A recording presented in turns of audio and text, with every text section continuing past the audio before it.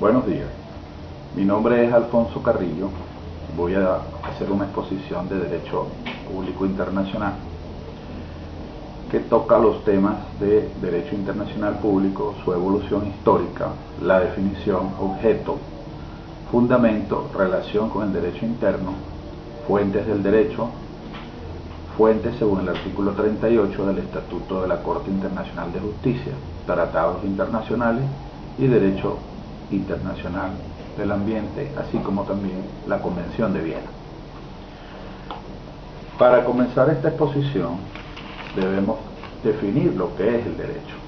En sentido objetivo, es el conjunto de normas destinadas a regir la conducta de los hombres en la sociedad, es decir, el comportamiento humano mediado por normas jurídicas. Seguidamente debemos establecer las ramas del derecho. Estas son derecho público y derecho privado. El derecho público regula la organización del Estado y las relaciones en el que él entra en juego. El derecho privado es el conjunto de disposiciones que rigen las relaciones entre particulares. El tema que estudiamos es el derecho público, y una de las primeras afirmaciones que debemos hacer es que el fin del derecho público es el establecimiento del Estado de Derecho. Ahora bien, el establecimiento del Estado de Derecho se rige por principios del Estado de Derecho. Estos a su vez son constitutivos y derivados. Los principios constitutivos los conforman los derechos fundamentales como la propiedad, la seguridad y la libertad. El siguiente principio constitutivo es el de la separación de los poderes. Estos deben ser independientes, iguales y autónomos. Y el tercer principio constitutivo es la autonomía de la ley. Por principios derivados establecemos reserva legal y retroactividad de la ley, jerarquía de los jueces, legalidad de la administración y justicia constitucional. ¿Cuál es el contenido del derecho público? Hay un contenido externo, como lo es el derecho eclesiástico, el derecho internacional público, y un derecho público interno, como lo es el derecho constitucional, el derecho administrativo, el derecho penal, el derecho procesal, el derecho minero y el derecho financiero. Estudiamos entonces el objeto del derecho internacional público. Como derecho de gentes, su objetivo es determinar la competencia entre los estados, o mejor dicho, se ocupa de regular las relaciones entre los sujetos de derecho internacional. Su función entonces está expresada en su contenido. El derecho internacional expresa la justicia en las relaciones internacionales, siendo de esta forma considerado parte del derecho natural, racional o objetivo. O el derecho internacional es el conjunto de reglas que en un momento dado se hallan en vigor en la sociedad internacional. Esto de acuerdo al derecho positivo. Cuando hablamos del fundamento del derecho internacional o del origen del ordenamiento jurídico, se funda en el consentimiento de los estados. Hay dos vertientes: el voluntarismo, que son las reglas jurídicas consideradas como un producto de la voluntad humana, y la doctrina objetivista, que sitúa el origen del ordenamiento jurídico fuera del campo de la voluntad humana. Cuando nos vamos a referir a las fuentes del derecho, tenemos que derivarlas del derecho, como son la legislación, la costumbre, la jurisprudencia, la doctrina y la tradición de cultura. Es decir, la ley como una regla de derecho abstracta y de aplicación general, y como una regla de derecho que funda su valor en la tradición y no en la autoridad del legislador. Continuando con lo que es el derecho internacional, debemos de señalar que tiene por objeto el conocimiento objetivo del ordenamiento jurídico internacional en sus normas, instituciones y principios, constituyendo un sistema unitario coherente y total. Ahora bien, cuando queremos hablar sobre la técnica del derecho internacional, debemos decir que inicialmente esta técnica fue tomada del derecho romano y del derecho privado. En la actualidad, su principal fuente es el derecho público.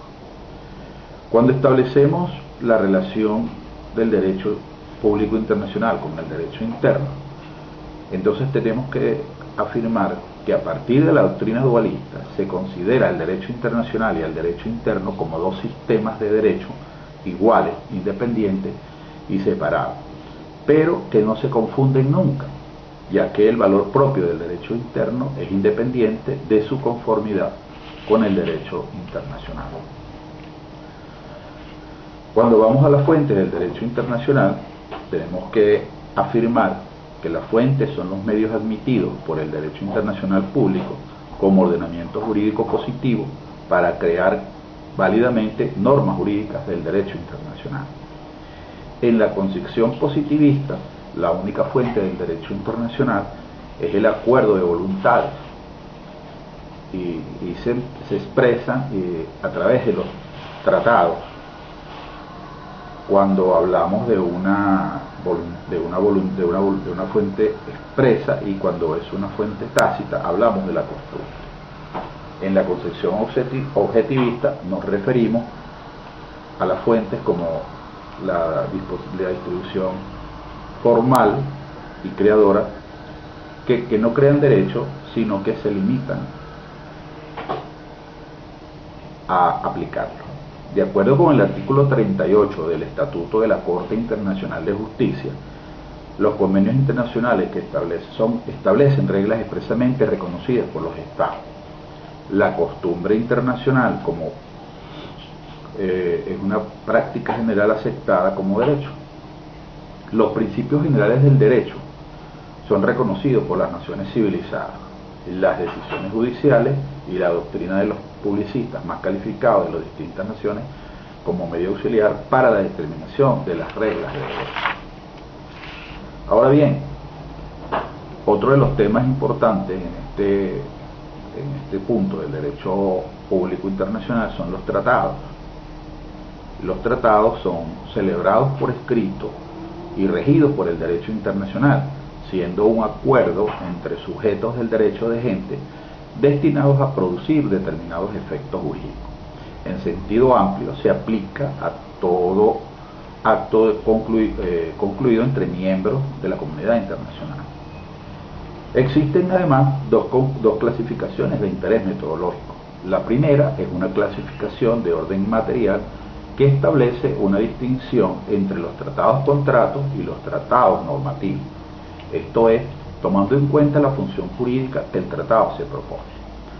La segunda clasificación es de orden formal. Se habla de tratados bilaterales, multilaterales, generales, restringidos y abiertos. El tratado comprende la negociación, la firma, la aprobación, la promulgación y la ratificación. La negociación es el consentimiento de un Estado a obligarse por competencia para la celebración de un tratado. Viene determinado por el derecho interno del Estado interesado. En Venezuela es atribución del presidente de la República celebrar y ratificar los tratados internacionales de acuerdo al artículo 236 de la Constitución Bolivariana de Venezuela, y corresponde a la Asamblea Nacional aprobar los tratados de acuerdo a los artículos 187 y 154. ¿Cuáles son los efectos de los tratados? Un tratado establece una regla de conducta obligatoria para los estados signatarios. Su extinción se produce, primero, por voluntad común de las partes. A este proceso se le llama abrogación y depende de una cláusula especial que trata la disolución del tratado por consentimiento mutuo. El segundo punto para considerar en la extensión de un tratado es la voluntad de uno de los contratantes. A este proceso se le llama denuncia del tratado. Un tercer elemento para la extinción de un tratado puede ser, mejor dicho, la aparición de elementos nuevos, como por ejemplo la guerra o la modificación de las circunstancias que llevaron a la firma del tratado. Y por último, la revisión del tratado como último punto para considerar en la extinción de un tratado. La vigencia de los tratados puede ser de duración limitada, como tratados de comercio, tratados de arbitraje, de amistad, de alianza, etc. Por último, hablamos de la Convención de Viena, que fue promulgada el 24 de abril de 1964 y que trata sobre las relaciones diplomáticas de los diferentes países. Venezuela no ha ratificado la Convención de Viena sobre el derecho de los tratados, que se refiere a la regla pacta sunt servanda, es decir, las obligaciones contraídas son de obligatorio cumplimiento por nuestro país.